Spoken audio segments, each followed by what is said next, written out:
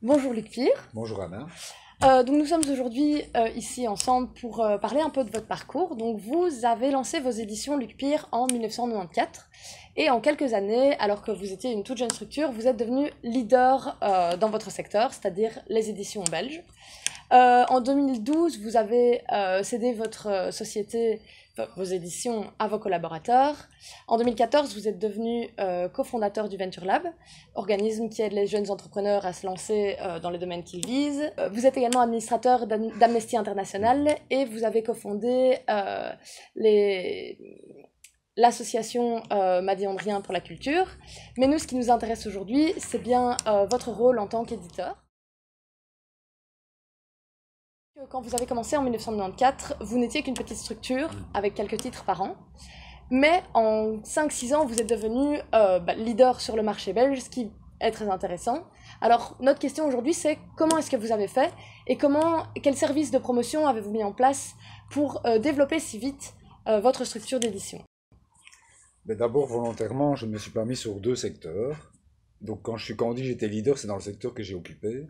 Et volontairement, je n'ai pas été dans la bande dessinée, qui est occupée depuis des dizaines d'années par des grosses structures performantes et chouettes comme Casterman, Dupuis, Le Lombard, etc.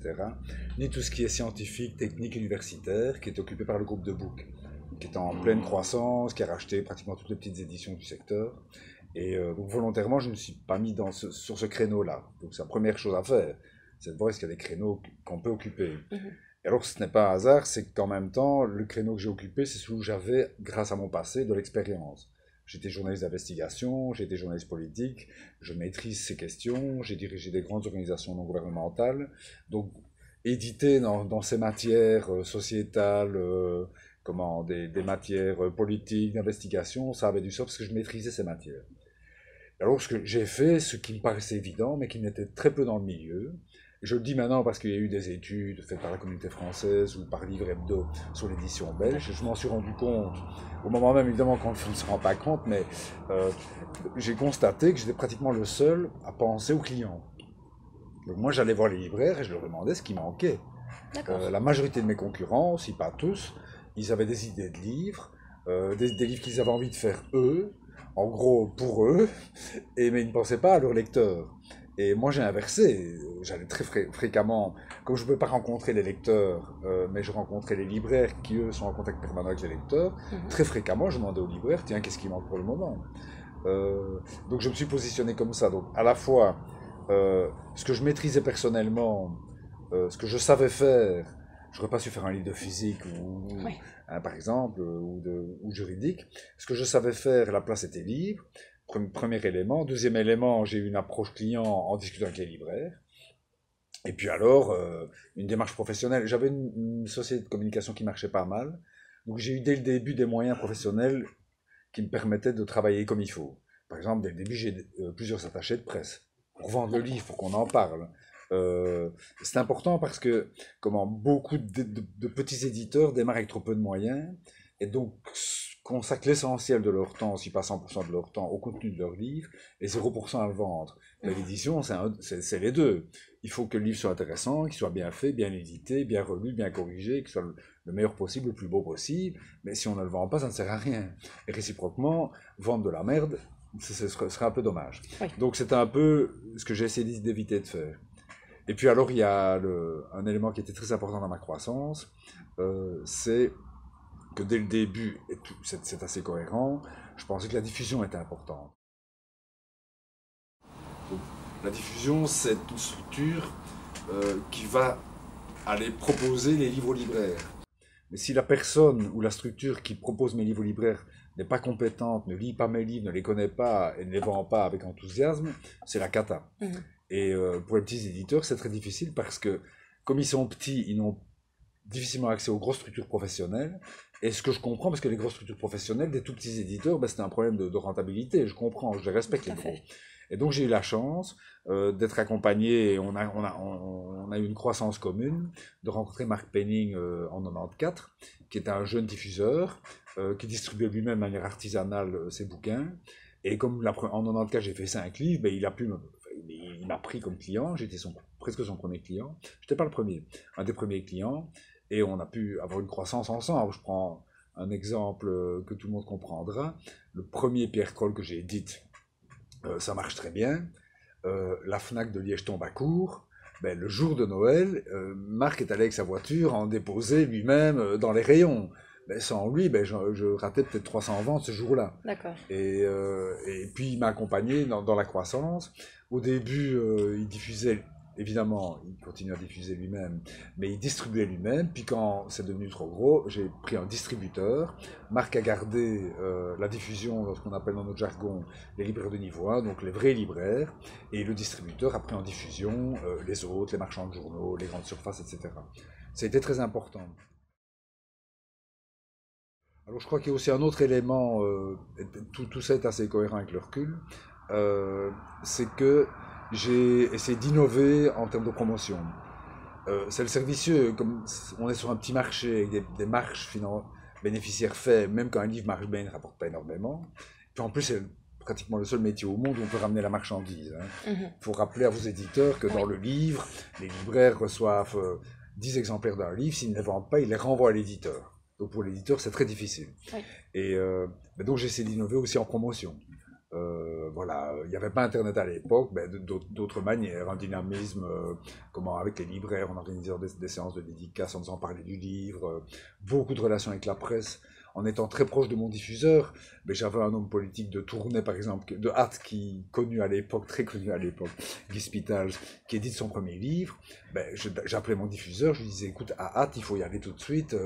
Comment tu vas voir que ça va se vendre comme des petits pains là-bas. Donc la proximité avec le diffuseur était très importante. Et alors innover, un jour je me suis rendu compte que j'imprimais pour des centaines de milliers d'euros. J'ai des imprimeurs, c'est logique puisque je faisais beaucoup de livres. Puis j'ai appris que le groupe Rossel avait acheté une imprimerie à Eupen, Grenzeco, et j'ai été trouver Rossel en leur disant voilà, si je vais imprimer chez vous, vous avez des centaines de milliers d'euros de cash, mais en échange je veux des pages gratuites dans le soir. Et j'ai eu pour des centaines de milliers d'euros de pages gratuites dans le soir. Tout le monde était content, eux ils avaient du cash et moi j'avais de la pub gratuite. Mais donc, comme je n'en payais pas, mais du coup mes livres marchaient bien, puisque j'avais de la pub et des bons titres et beaucoup de presse. Donc c'était un tout cohérent qui fait que ça a bien marché, en insistant sur le fait que c'est un métier, en tout cas en Belgique francophone, où peu d'éditeurs se préoccupaient de leurs lecteurs. Et je le comprends et je respecte ça. C'est pas une critique, c'est un constat. Ils font des livres par hobby, par envie, et donc voilà, il y en a beaucoup, et des dizaines de très bons petits éditeurs qui font ça par hobby, par envie. Je respecte, mais ce serait peut-être intéressant qu'ils se préoccupent des lecteurs, parce que évidemment, qui était content, c'était mes auteurs. Quand on venait dire à mes auteurs, j'en ai eu des centaines, ah mais Luc Pire commercial, ben oui, c'était ravi. Parce qu'il dit, ben oui, j'estime que c'est le rôle de l'éditeur. L'éditeur, c'est quoi? C'est d'abord que le livre soit bon, le meilleur possible. Dans le mot possible, ben, c'est le réécrire, le toiletter, le mettre en page, critiquer l'auteur. Ça, c'est la première mission de l'éditeur. Mais après ça, il faut le vendre. Si on se contente d'avoir un très bel objet et puis de ne pas le mettre en librairie, il y a un problème. Et réciproquement, si on le met en librairie sans que ça intéresse personne, il y a aussi un problème. Alors c'est facile quand on est subsidié, avec l'argent public c'est facile. Donc il faut savoir que beaucoup de mes concurrents étaient subsidiés. C'est une des raisons de leur manque de dynamisme. C'est une raison pour laquelle, notamment ils ont fait faillite, parce que on est subsidié, c'est l'argent public qui tombe, on s'en fout un peu de vente, on s'amuse bien, on a un chouette métier, mais en attendant, c'est la dette que votre génération a sur le dos maintenant. Non mais c'est vrai, c'est un peu facile d'avoir pompé l'argent public en disant la culture c'est important, on a besoin d'argent public, mais en attendant c'est vous qui payez ce que ces gens-là ont fait il y a 30 ans, il y a un problème. Vous venez de mentionner dans les moyens de promotion Internet, qui n'existait donc pas à votre époque. Oui. Quelle proportion d'importance donnez-vous à Internet maintenant? C'est fabuleux parce que je crois que la première... on pourrait faire une conférence de 10 heures sur le changement des métiers du livre, hein, je vais pas parler de ça. Oui. Mais d'abord, moi ce que j'utiliserais le plus maintenant, c'est justement pour tester le marché. Avant de sortir un livre. Je testerai les titres, je testerai les couvertures, je balancerai 4 types de couvertures, je verrai sur lequel on clique le plus. Donc en termes d'études de marché permanentes, et en cohérence avec ça, le crowdfunding est génial. Parce qu'on peut pré-vendre le livre, on peut appeler le lecteur à permettre d'éditer. Donc je participe, je fais un peu de coaching avec un projet de Douvel à la Neuve, où j'ai une idée très cohérente de créer des communautés pour que ce soit les communautés qui choisissent les livres qu'on va éditer. D'accord. Mais ça Et veut donc dire que par si les les réseaux gens l'ont sociaux? choisi, oui, bien sûr, si les gens les ont choisis, il y a des chances qu'ils l'achètent. Et si en plus ils ont payé en crowdfunding avant qu'il soit édité, mais ils l'ont préacheté. Mhm. Donc pour moi, c'est un outil magique. Deuxième changement par rapport à ce que j'ai vécu, j'aurais eu du jour au lendemain un marché mondial francophone en l'occurrence. Mais enfin, mondial quand même. Mhm. Moi, j'étais belge francophone. Pour pouvoir être diffusé en France, j'ai dû racheter un éditeur français parce qu'il avait une diffusion Gallimard.